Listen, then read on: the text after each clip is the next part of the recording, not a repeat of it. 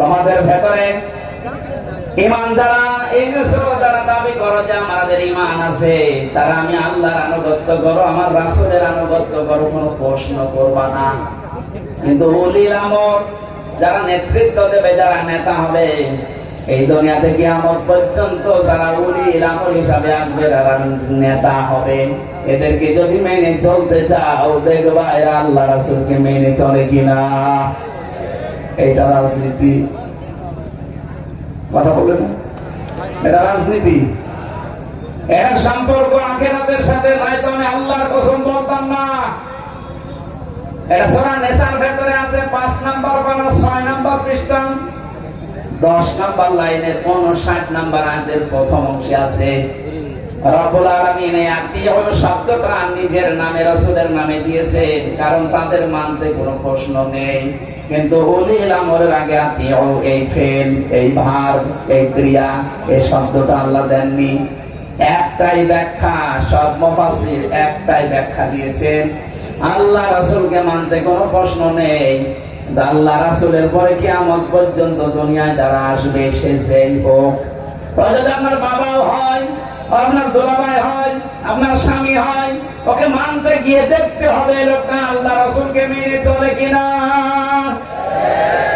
যদি দেখেন না আল্লাহ রাসূলকে মানে না, ও যত বড় জায়গায় থাক, ওকে মানা যাবে না, হারাম। এবার আপনি কনফিউশন নিয়ে আসবেন, ফতোয়া উল্টাতে নিয়ে আসেন, আসেন। কত বড় বড় হুজুর বসে আছে দেখছেন না?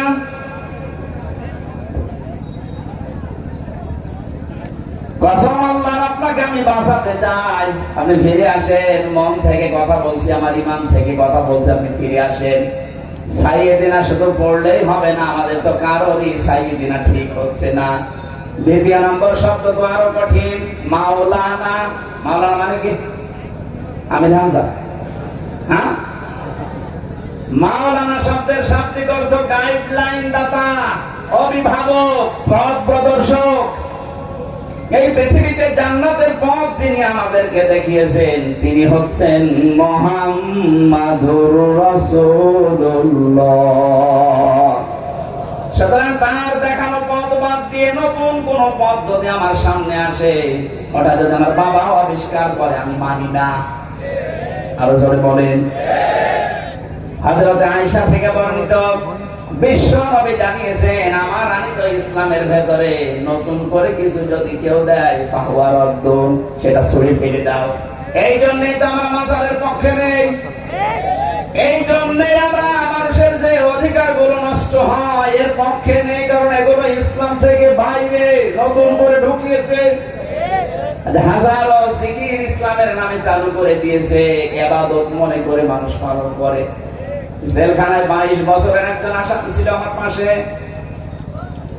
ওই যে সোহেল চৌধুরী নায়ক ছিলেন একজন, সোহেল চৌধুরী হত্যা মামলার আসামি মামুন। এই লোকটা 22টা বছর জেল খাটতেছে, 25 বছর পরে শুনলাম বের হইল।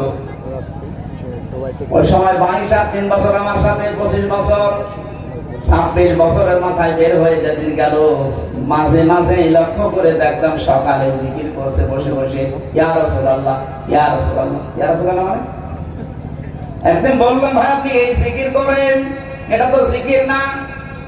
রাসূলকে ভালোবাসি, রাসূলকে ভালোবাসে, কিন্তু জিকির তো রাসূলের নামে হয় না। জিকির হয় কার নামে?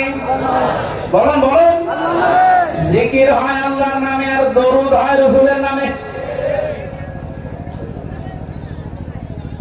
ভুল পথে ছিল, ফিরে এসেছিল। পরবর্তীতে বললাম, জিকির যদি করতে চান 4টা শব্দ দিয়ে করবেন, সুবহানাল্লাহ, আলহামদুলিল্লাহ, লা ইলাহা ইল্লাল্লাহ, আল্লাহু আকবার। কিন্তু জিকির আপনি যত জোরে করেন, আপনি দেখেন 4 তলায়, 20 তলার মানুষের ঘুম ভেঙে যায়। অত জোরে জিকির করা আপনার জন্য জায়েজ নেই।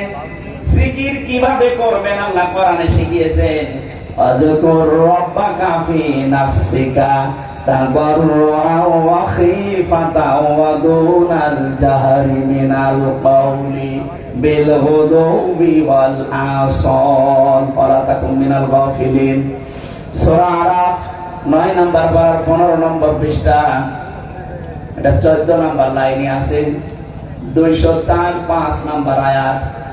রব্বুল আলামিন বলেন, এই পৃথিবীতে যদি আমাকে ডাকতে চাও মনে মনে ডাকবা, মৃদু স্বরে ডাকবা, কান্না জড়িত কণ্ঠে ডাকবা, উচ্চ আওয়াজ বাদ দিয়ে ডাকবা।